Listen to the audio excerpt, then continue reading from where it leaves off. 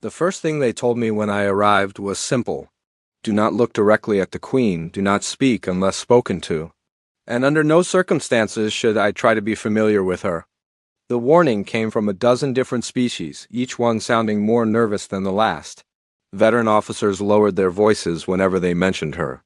Diplomats avoided saying her title unless absolutely necessary. Even battle-hardened mercenaries who had survived wars across half the galaxy seemed uncomfortable discussing her. That should have been my first clue.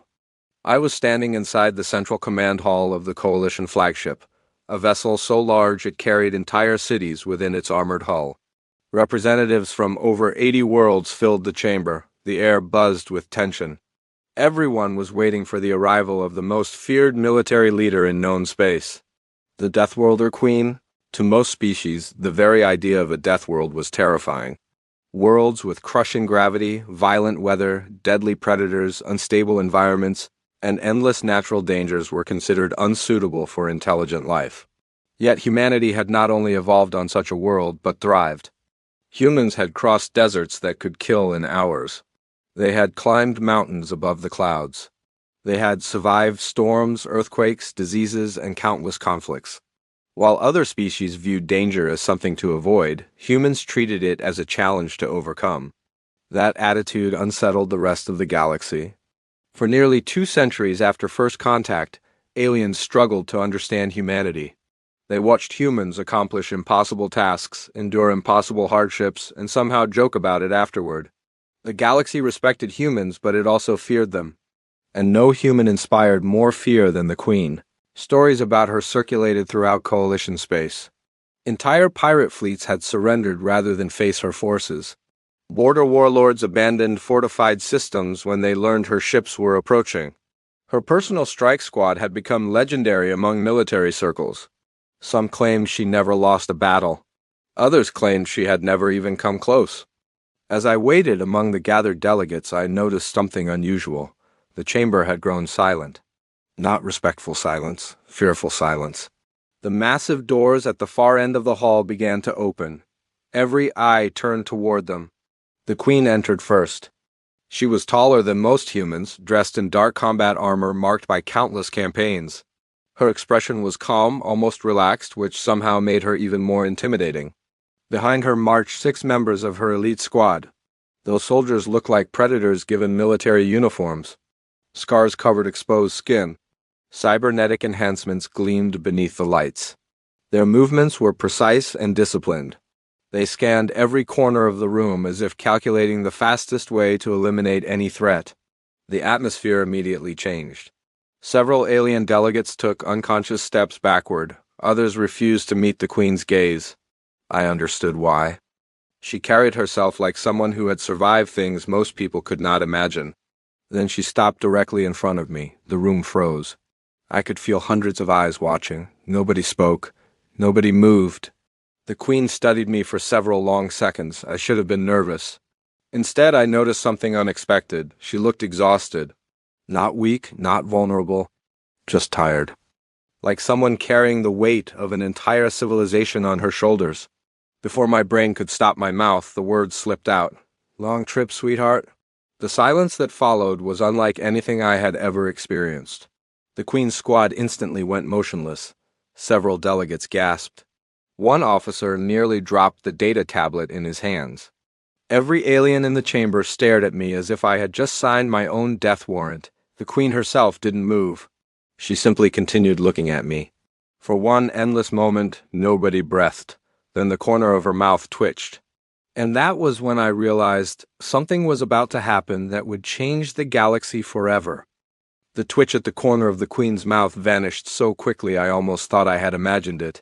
Around us, the command hall remained frozen. One of the squad members slowly turned his head toward me. The movement was small, but it carried enough warning to make several nearby delegates retreat another step. His eyes narrowed behind a cybernetic visor as if he were trying to understand whether I was incredibly brave or incredibly foolish. The Queen finally spoke. "You called me what?" Her voice was calm. That somehow made it worse. I shrugged. "Sweetheart." A collective gasp swept through the chamber. The Queen's soldiers exchanged brief glances. One of them actually looked away toward the ceiling as if trying very hard not to react. Something strange was happening. I had expected anger. Instead, everyone seemed confused. The Queen studied me for another moment before turning toward the assembled delegates. "Begin the briefing." Just like that, the meeting continued. The tension remained, but now it had changed direction. Instead of watching the Queen, every alien in the room kept stealing nervous glances toward me. Apparently, I had become the most interesting thing in the chamber. A massive holographic display emerged above the center of the hall.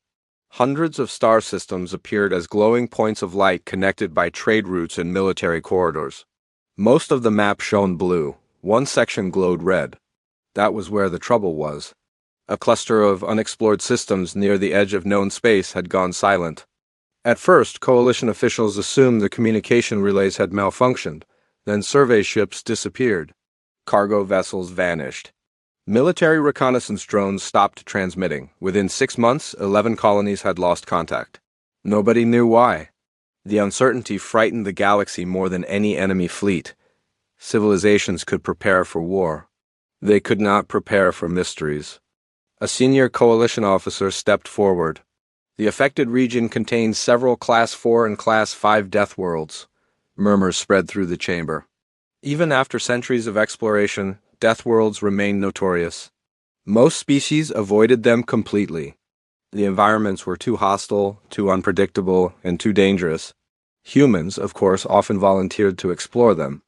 The display zoomed toward one particular planet. A massive world appeared. Its gravity was nearly twice the galactic standard. Violent electrical storms covered entire continents. Predatory life forms dominated every ecosystem. Volcanic activity constantly reshaped the landscape. The average temperature fluctuated wildly between deadly extremes. Several alien delegates visibly shuddered. For humans, the planet looked difficult. For everyone else, it looked impossible. Our investigation teams established temporary outposts here, the officer continued. None survived beyond 3 months. The hologram displayed ruined structures scattered across hostile terrain. A winged predator larger than a transport shuttle appeared on screen. Another recording showed armored creatures charging through a research facility's defensive barriers. The footage ended abruptly. No explanation followed. The silence in the room deepened. I noticed the Queen watching the recordings with unusual focus. Unlike the others, she wasn't disturbed by the dangers shown on screen. She looked concerned. That caught my attention immediately. Fear was one thing. Concern was another. Humans were accustomed to danger. If the Queen was worried, then something larger was involved. The briefing continued.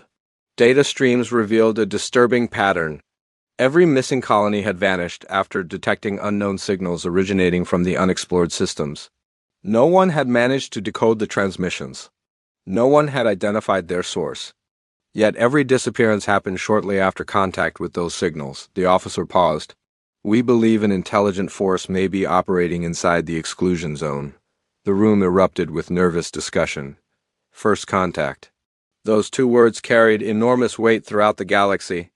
Most civilizations remembered their first encounter with alien life. Sometimes it brought cooperation. Sometimes conflict, occasionally disaster. The Queen finally stepped forward. The conversation stopped immediately. Her gaze moved across the gathered representatives. "Whatever is responsible has already eliminated multiple expeditions," she said. "We will not underestimate it." The hologram shifted again. A final image appeared.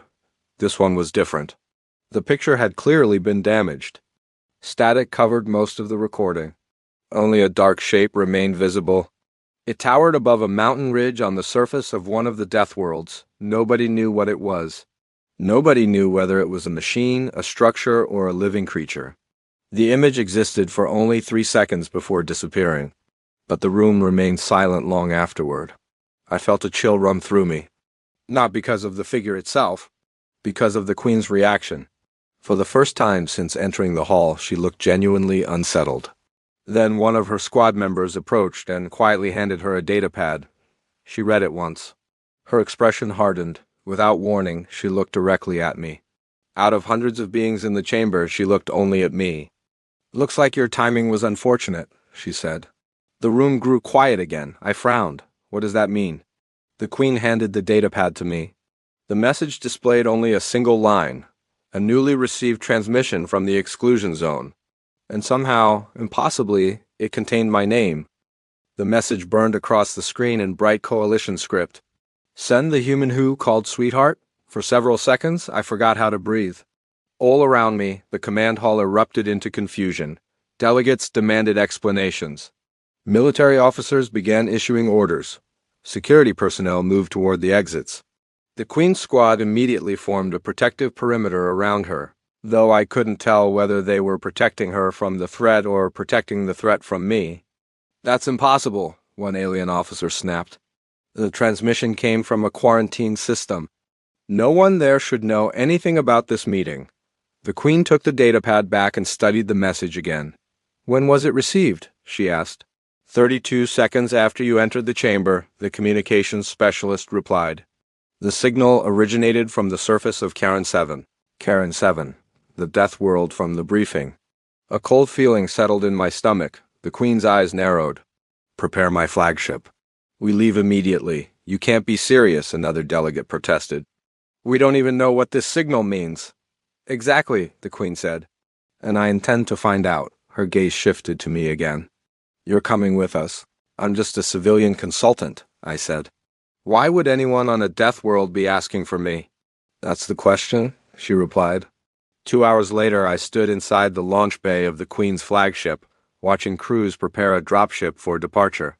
The vessel looked less like a transport and more like a flying fortress. Heavy armor covered every surface. Weapon systems lined the wings.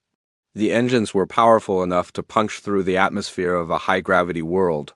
A pair of alien technicians nearby whispered to each other, clearly unaware that human hearing was far better than they realized. Why would the signal ask for him specifically? One asked. Maybe it's a trap, the other replied. Humans are always charging into dangerous situations, I almost smiled. They weren't entirely wrong. The Queen approached, her squad following close behind. Before we land, there are a few things you should understand, she said. I'm listening. Karen 7 is not Earth. The gravity is nearly double what you're used to. The storms can tear apart armored vehicles. Several native species consider military-grade armor a food source. Sounds unpleasant. That's the polite description. One of her squad members snorted softly. The Queen continued. The previous expeditions were heavily equipped and well-trained. They still disappeared. Then why go back? She looked toward the dropship. Because if an unknown force can erase entire colonies without explanation, the rest of the galaxy is already in danger.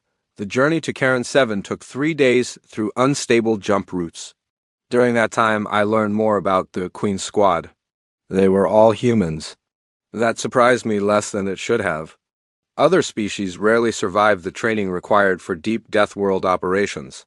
Humans, with their stubbornness and adaptability, had become the Coalition's preferred specialists for extreme environments. One evening, while the ship cruised through hyperspace, I found 2 squad members arguing over equipment. The atmospheric filters won't handle the volcanic ash for long, one said. Then we improvise, the other replied. That's your solution for everything. It usually works. I laughed before I could stop myself. Both soldiers looked at me. What's funny? One asked. You sound exactly like every engineer I've ever met. To my surprise, they relaxed a little. For the first time since the meeting, I sensed that the squad's intimidating reputation hid something else: exhaustion, humor, and the kind of trust that only came from surviving impossible situations together. When Karen 7 finally appeared on the view screen, the entire bridge fell silent. The planet was enormous. Dark storm systems wrapped around it like scars.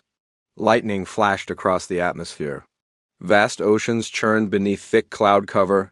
The ship's sensors immediately began issuing warnings. Gravitational turbulence detected. Electromagnetic interference increasing. Unidentified energy readings on the surface. The Queen stood at the center of the bridge, studying the data. Those energy readings weren't present during the last survey, she said quietly. Could they be natural?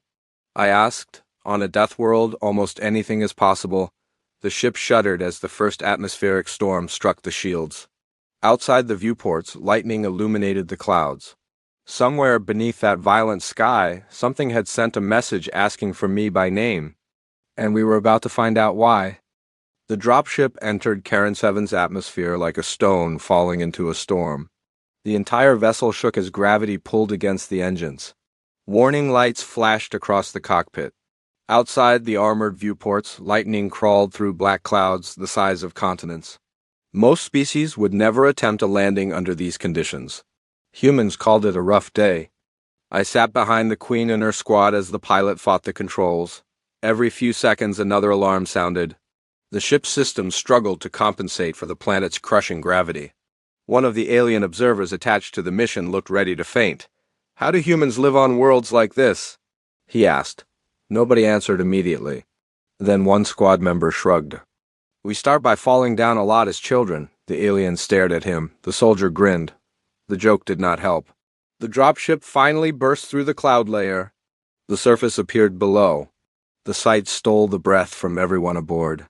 Jagged mountain ranges stretched across the horizon. Rivers of glowing magma cut through valleys. Massive storms rolled over dark forests where creatures larger than armored vehicles moved beneath the trees. The planet looked alive, not welcoming.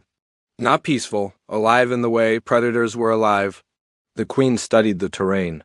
"Locate the source of the transmission," a sensor operator frowned. "That's the strange part.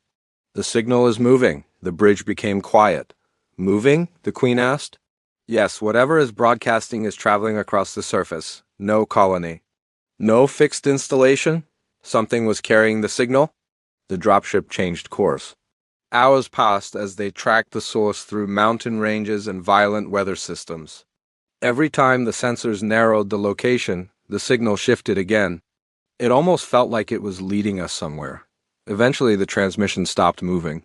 The source settled inside a valley surrounded by cliffs. The dropship landed on a rocky plateau overlooking the area. The moment the rear ramp opened, the planet reminded everyone why it was classified as a death world. The gravity hit like a physical weight. Several alien specialists nearly collapsed. Their protective suits immediately activated support systems to help them stand. The humans simply stepped onto the surface. It was harder than Earth, but manageable. The alien observers watched in disbelief. One officer struggled to lift a scanning device while a human technician carried 3 supply crates at once. The difference was impossible to ignore. The galaxy had always known humans were tough. Standing on Charon 7 made them understand what that actually meant. The expedition descended into the valley. Towering cliffs blocked most communication signals. Strange animal calls echoed through the distance. Occasionally something enormous moved among the trees far below. Nobody liked those sounds. Not even the Queen's squad? As darkness approached, the team reached the signal's final coordinates and stopped. The valley floor was covered with wreckage, thousands of pieces. Fragments of ships, broken equipment, destroyed vehicles. The remains of every missing expedition. Silence settled over the group. Some of the wreckage looked years old. Other pieces appeared recently damaged. Yet no bodies remained, no signs of battle. No explanation, only absence. One of the alien scientists spoke softly. "It's as if they simply vanished." The Queen knelt beside a damaged transmitter. Her expression darkened. "Not vanished." She pointed toward a section of scorched metal. The marks were deliberate, symbols. Someone had carved them there, not nature. Not an accident, intelligence. The realization spread through the group like ice. They were no longer investigating a mystery. Something intelligent was watching them. Something powerful enough to erase entire expeditions. A sudden crack echoed across the valley. Every soldier immediately raised their weapons. Another sound followed. Then another. The noise came from the cliffs, high above them. The team looked upward. Shapes appeared along the ridges, dozens of them. Then hundreds. Nobody could clearly identify what they were. The fading light concealed most details, but they were enormous. Far larger than any known species. The alien observers froze. Fear spread through the expedition. One scientist whispered a prayer. Another backed away slowly. Even some experienced soldiers tightened their grips on their weapons. The Queen remained calm. Defensive positions. Her squad moved instantly. Humans and aliens formed a perimeter among the wreckage. The creatures above did not attack. They simply watched. Hundreds of glowing eyes stared down from the cliffs. Then every communication device in the valley activated simultaneously. The same message appeared on every screen. The same message that had summoned us across the stars. Send the human called Sweetheart.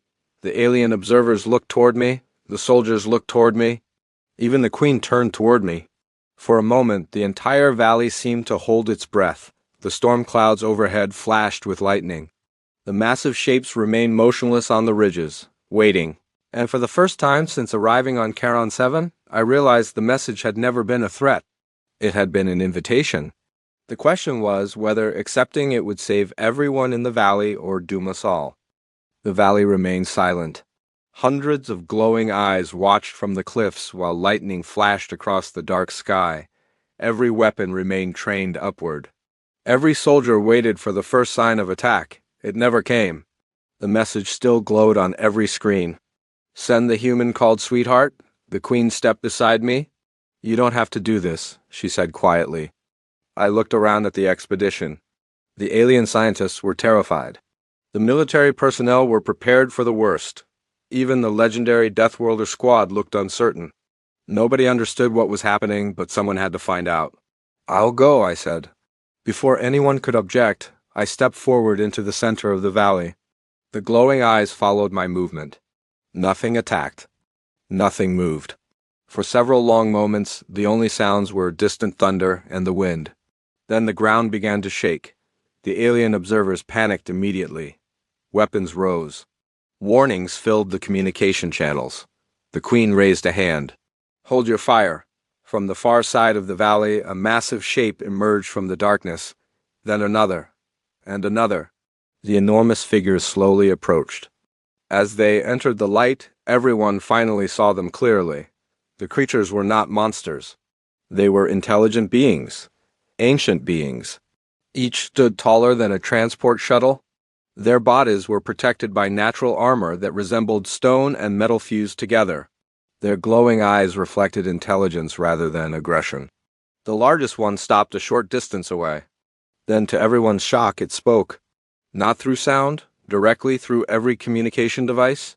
Human identified. The valley fell silent. The being looked directly at me. You used the designation, Sweetheart? I blinked. Yes? A pause followed. Then something unexpected happened. The giant creature lowered its head. The gesture looked remarkably similar to respect. Correct response. Nobody understood. Not even the Queen. What does that mean? I asked. The answer changed everything. Thousands of years earlier, long before the current galactic civilizations existed, these beings had explored the stars. They had encountered countless intelligent species. Most were cautious. Most feared danger, most avoided hardship whenever possible. Then they discovered humanity. At the time, humans had barely reached their own moon. Yet the ancient explorers became fascinated. Humans faced disasters and rebuilt. Humans faced impossible environments and adapted. Humans formed friendships in situations where other species expected conflict. Most importantly, humans possessed a strange habit. They often responded to fear with kindness. The ancient beings had observed humanity for centuries from a distance. The signal sent to the missing colonies had never been hostile. It had been a test.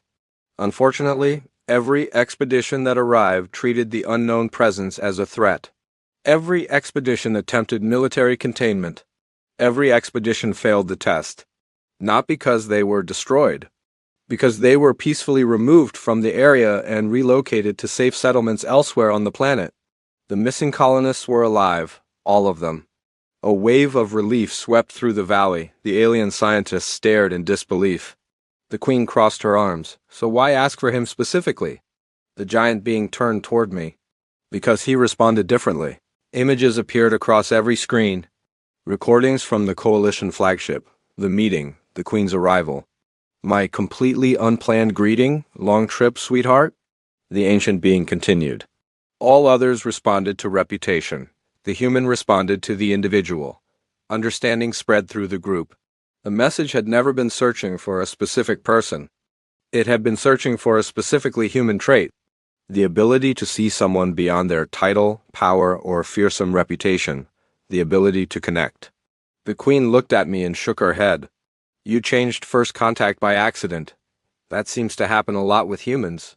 For the first time, her squad openly laughed. Even some of the terrified alien observers joined in. Over the following weeks, the truth spread across the galaxy. The missing colonies were recovered safely.